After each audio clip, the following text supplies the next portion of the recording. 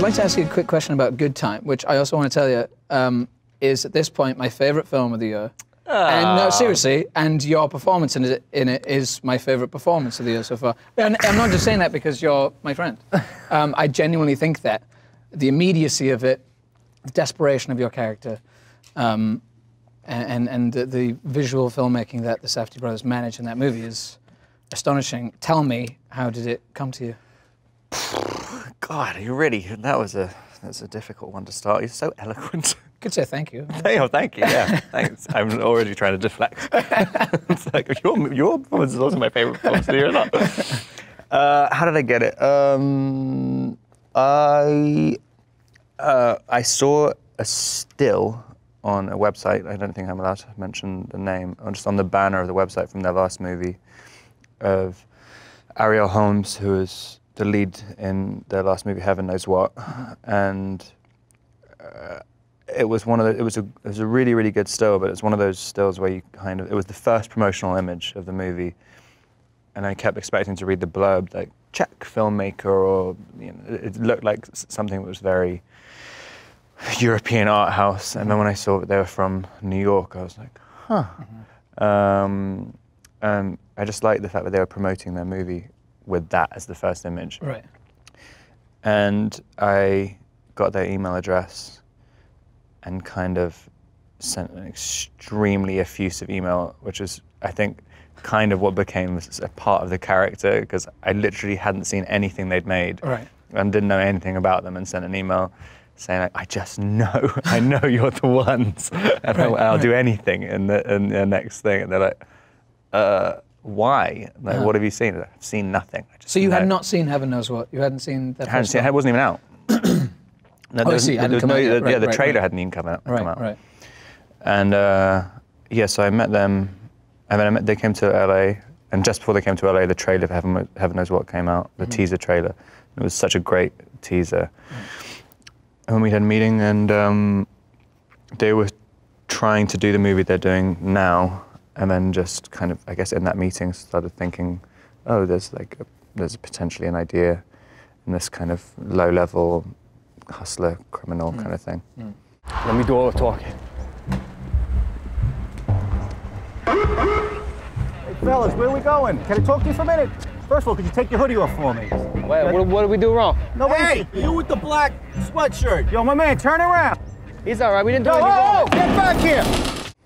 How did you get involved in Only Films Stars I Know Before? I received the script and the film's about Gloria Graham, and I'd never heard of Gloria Graham or who Gloria Graham was, and I certainly hadn't heard of Peter Turner, who's the character that I play in the movie.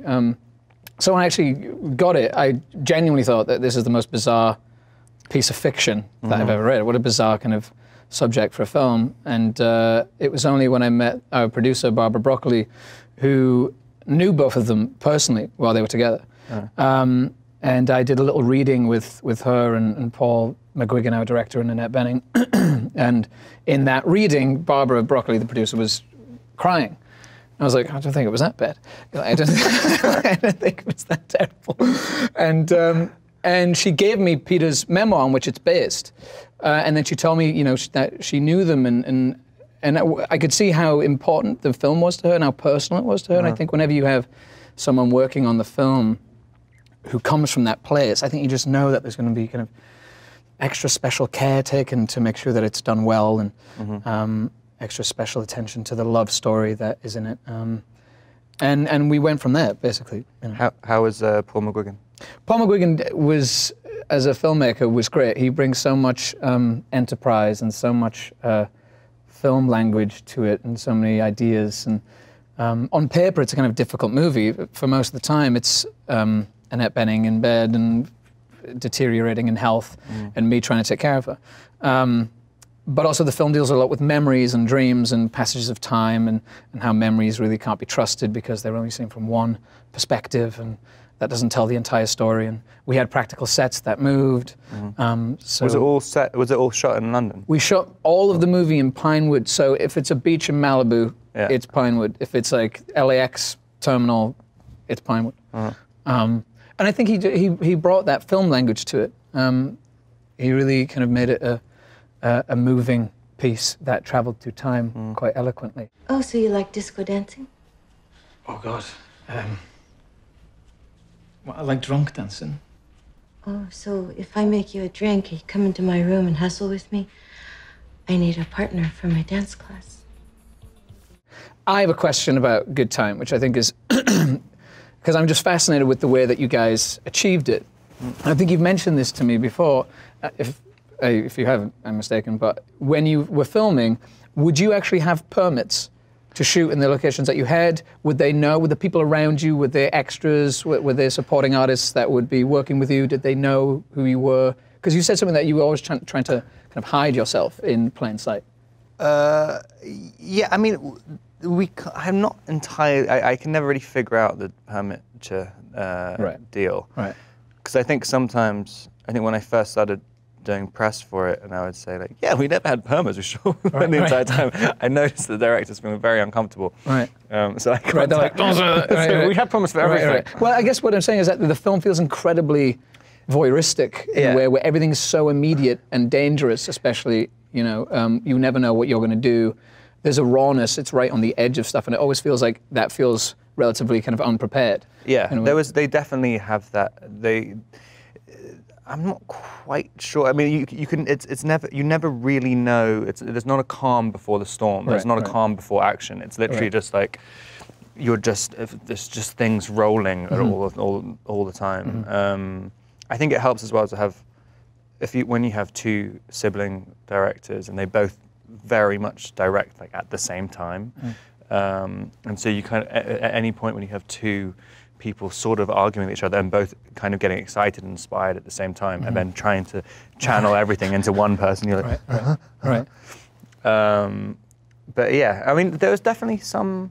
I think we'd get like a permit for one area, and then just sort of shoot off the edges of it. Just keep stretching it out. I was going to ask you about working with Benny Safdie, who, to be fair, almost, and I'd say very almost, kind of steals the movie from you, because he's extraordinary. He's amazing. In his stillness, and his portrayal of that character is heartbreaking. What was that like to work with, these are young filmmakers, made one film before, and also he's taking on this other obligation of acting in the movie with you, and it's an important part. Yeah. I mean, I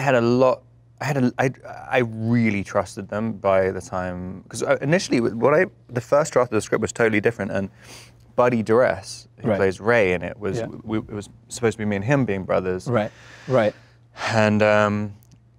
And like I thought Buddy was so good and heaven knows what, but I was like, yeah, I'm down. I mean, it's just so easy when you trust a director, and it's like I'd completely just give myself up to it. But also, a bunch of people auditioned for Nick, brother. But then when Benny also did an audition.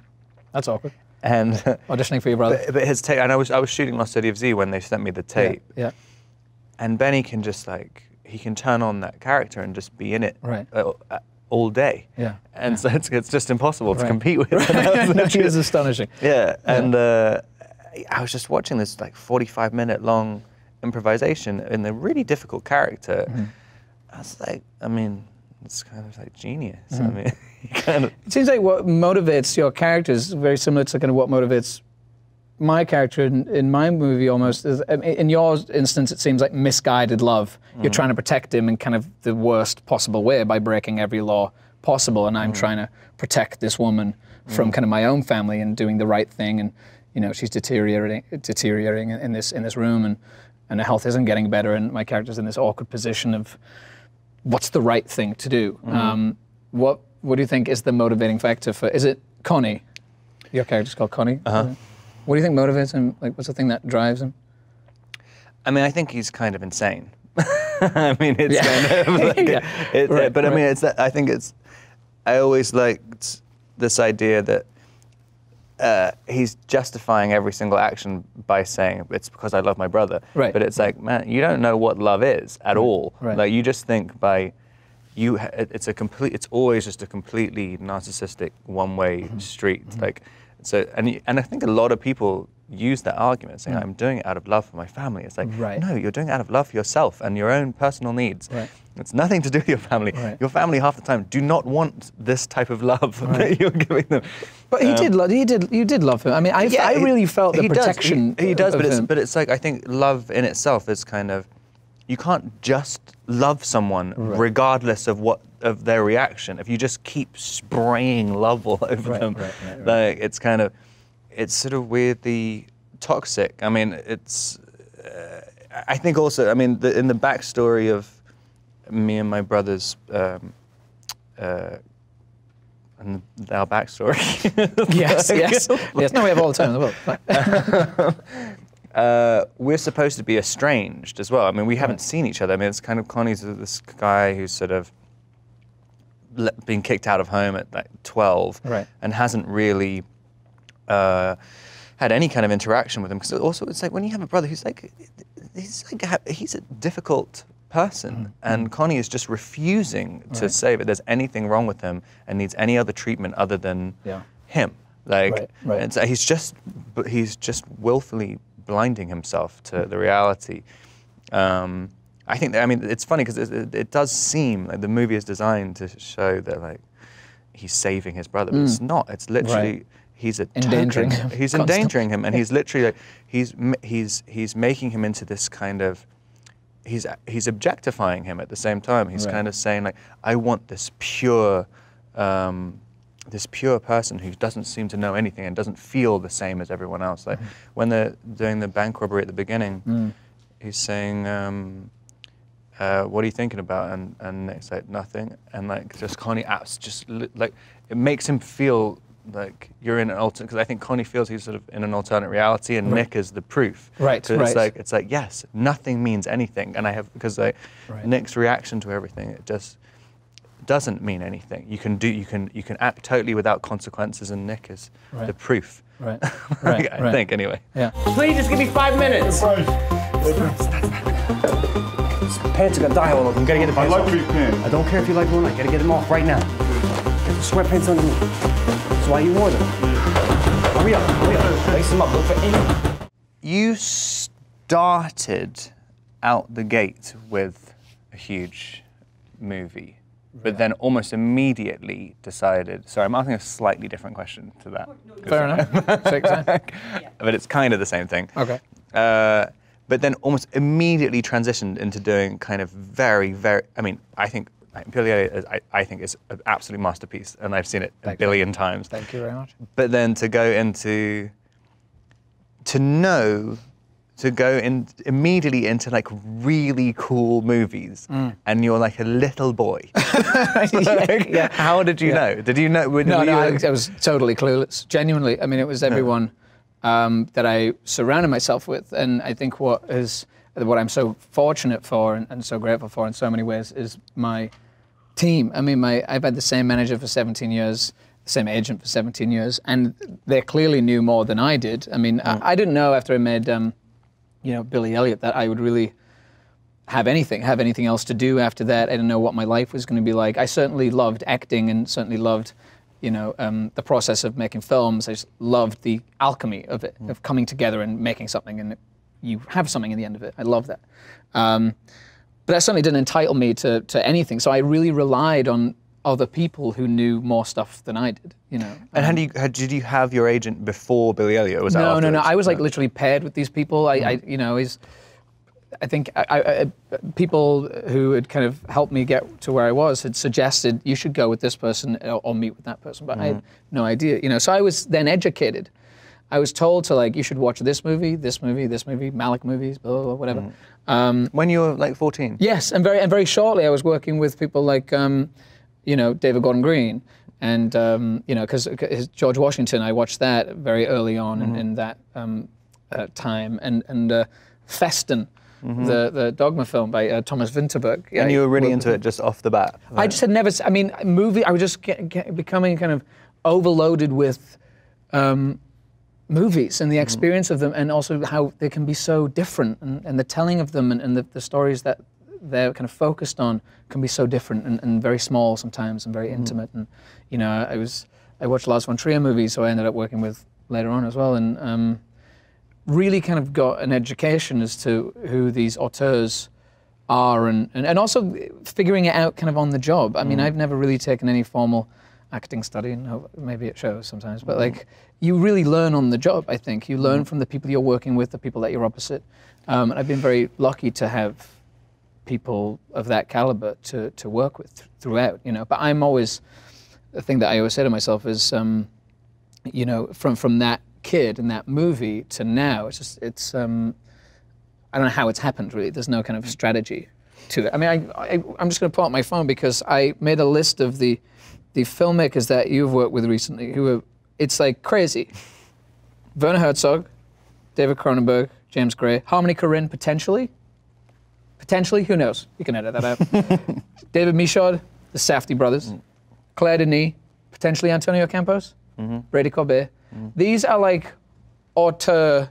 This is like dreamland. I think for like. What are you talking? Like literally, like. No, but this is, you know, it's a similar thing, right? It's like you want to work with people who inspire you and push you further. And it seems like all those people certainly have for you, because you're doing easily your best work. I mean, between City of Z this year, which was great, almost unrecognizable in that. I thought you were great, so small, all the things you're doing, brilliant.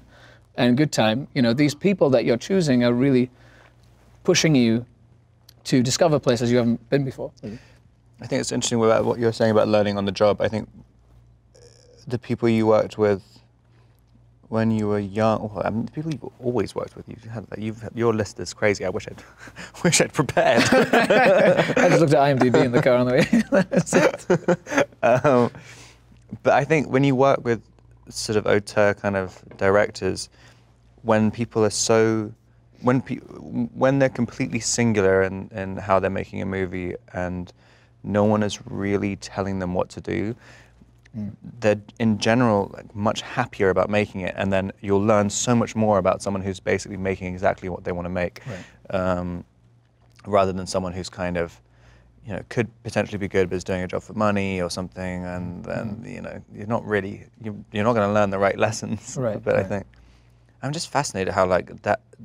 I mean, the people you were working with at 14 are the people who I'm trying to work with at 31. I just didn't even know who they were at that time. I mean, I just sort of did vaguely, but I didn't, even when I first started acting, I didn't really even know you could work with like Cronenberg, for instance. I didn't think that was really possible. I thought that was, they were just films that existed. And that they just, and I would just do like stuff on like Channel 5. I don't want to show Channel 5. Like, I was basically like, my highest ambition was a bit part on Sunset Beach. Right. No one even knows what Sunset Classic Beach is performance. Another great performance. You Peter? Yes, I am. We're in the middle of... Hello. Nick, what are you doing? We're in the middle of something here. We're in the middle of the exam. Hey, That's Nick, about Nick. the stuff and the pan and the chicken. Wait, please. How would you like it if I made you cry, huh? Would you like that? No, I would not. Come on, get up. They told me I had to do this stuff. Let's go. You know, obviously, when we think of you, you're so obviously associated with this big commercial franchise, and obviously the work you've been doing much more recently is the antithesis of that. Is that a tactic? Is that something that you want to get away from that, or it's your own interests have pushed you that way? Yeah, I mean, it's, you kind of just try and find things that excite you, and I don't know. I mean, but it's not. Is it a concerted? Like, I guess a better question. Trying to get is away it a concerted effort to try and like disguise yourself? Because I think that's an actor's dream, is to have roles where you can't see that they're them anymore. Yeah, it's kind of, it's definitely more exciting. I mean, you kind of, and that can be an emotional thing. It doesn't have to be a physical thing. It's kind of, I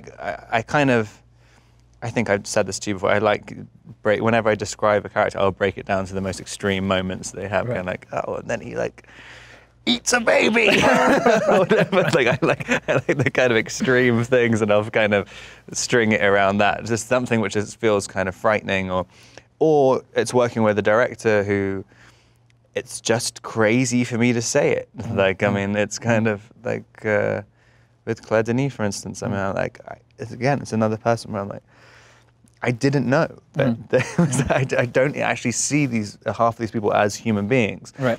And it's a name, and I just see the movies that have already existed, and kind of and been really influential to me.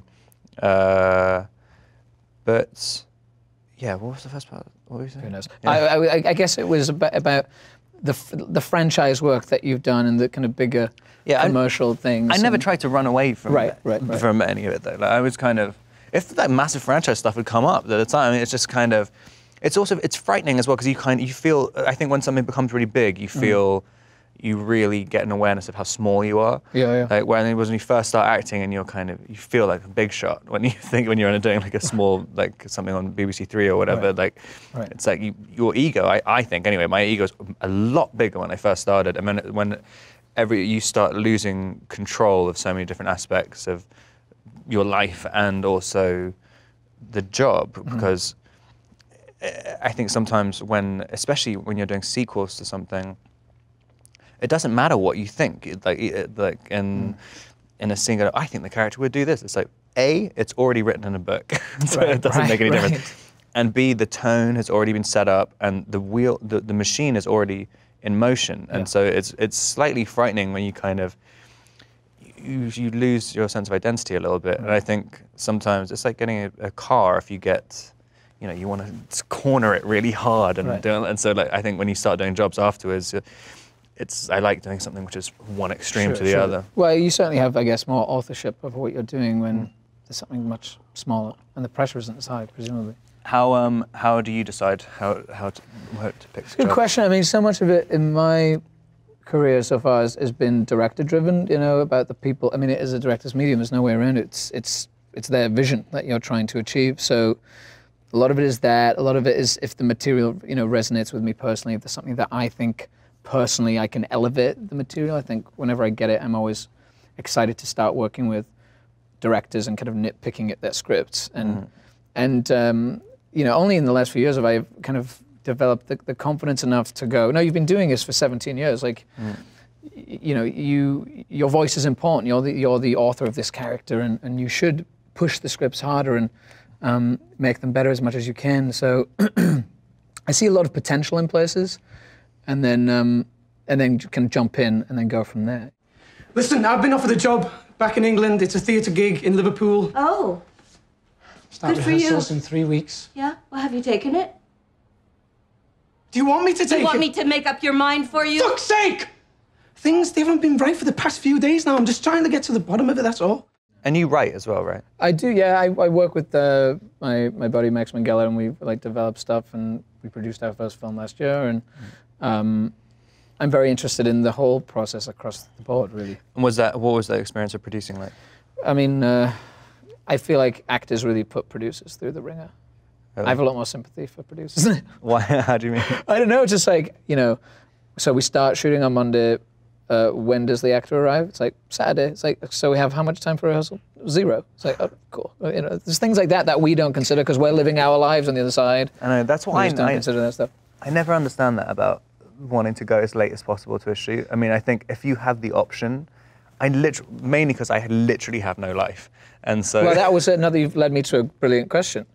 What are you doing when you're not Nothing. acting? Really? Just waiting, panicking. Just waiting for the phone to ring. Yeah. Right. But how do you prepare for stuff? I mean, this is such a departure. Like you're doing an accent in this. You look totally different.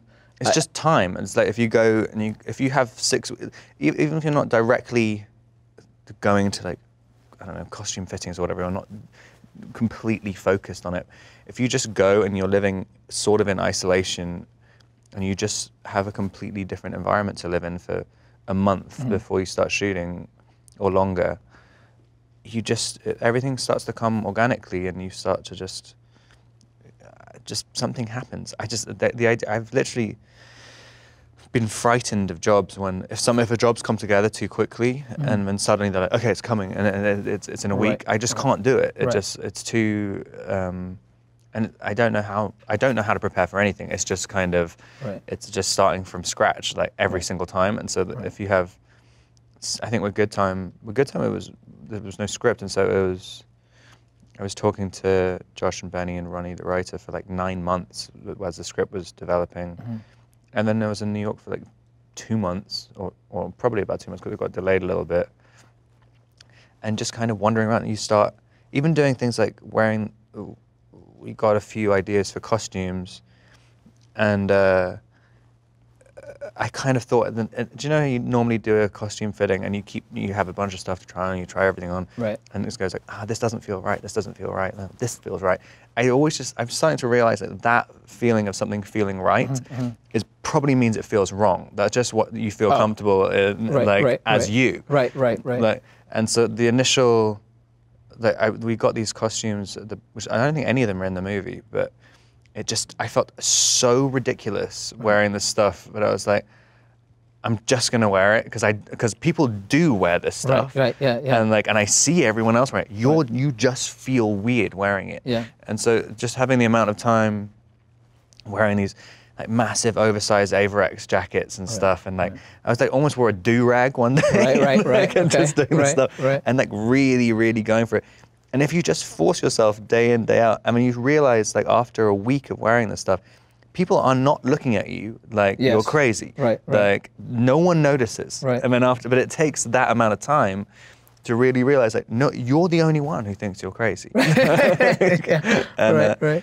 And you suddenly, and the confidence leap that happens from that is just crazy. You're like, you just suddenly realize I can walk into some deli in Queens, put on the accent, wear the outfit and everything, and people believe, they don't question it. And then once that happens once, you keep trying to repeat that same experience, and you just get more and more confident, and then yeah.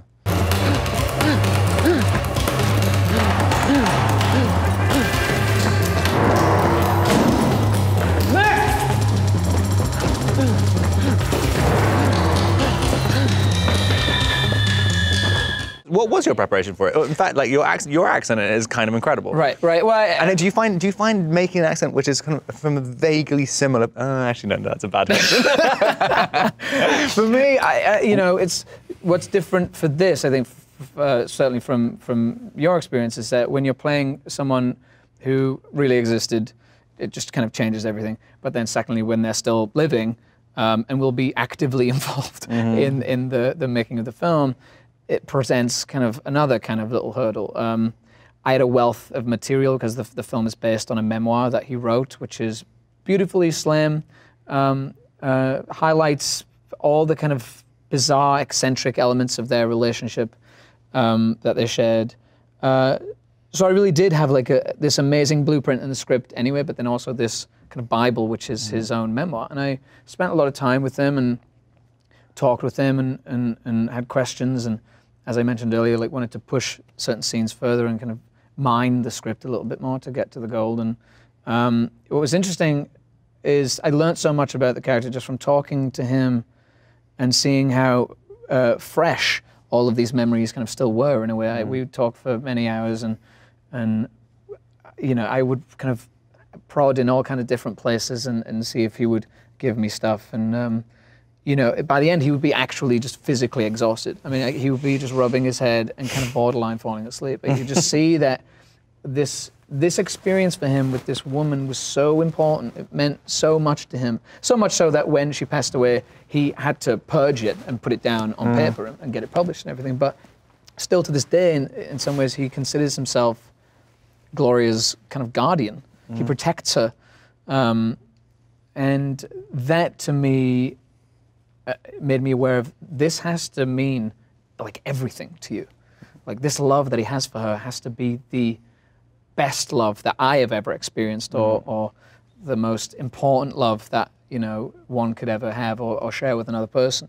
That was revealing and very telling, and then for me and Annette Bening to kind of have to create that together, as you know, like when actors kind of come onto a set, they don't know one another, they're literally shaking hands and then going, now love each other like it's the most important love of your life. You'd never met before? We'd never, I mean, we might have met briefly at something with Warren Beatty, but no, we didn't know each other. We weren't friends, certainly. And this movie asks a lot of us intimately and to share moments with each other where we have to kind of really go deep in the relationship. And we didn't talk about any of that stuff. None of that stuff was rehearsed. None of the scenes were rehearsed on its feet.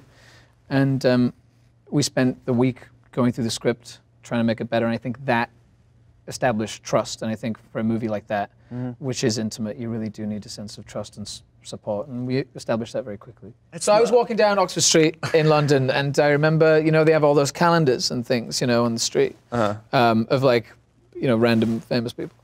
And your face was on there, and I think this is even before I knew you, and it was right in the height of all that stuff kind of blowing up with your movies and stuff.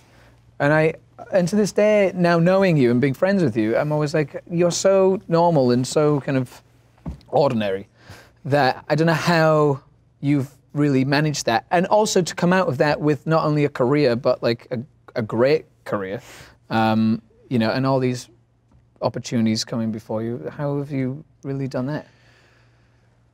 I don't know. I mean, I think it's funny. I was doing an interview yesterday, and I think it's when you do. I've noticed that I did a thing in an English newspaper the other day, and they try and use the narrative of saying like that everything must be so stressful and crazy and blah blah blah. And I was reading it after, going like, do I sound like that? Because I think my main thing is like, I feel like so lucky like the entire time. And it's been like really fun. I've had like a really, really fun life. I was talking to someone else the other day, like, even when I first started auditioning, and it was with like Eddie Redmayne and Andrew Garfield and stuff, even then, when no one had any jobs or anything, it was really fun to go and do an audition and all mess it up and then just go to the pub afterwards. Like literally like every single aspect. There's never been a down part. Even being unemployed is really fun. And I think that really helps, because I think if you've had a moment of just sort of just raging at a closed door, when the door opens, like you're inevitably gonna confront a cold gust of emptiness. Whereas if you're just like, whatever.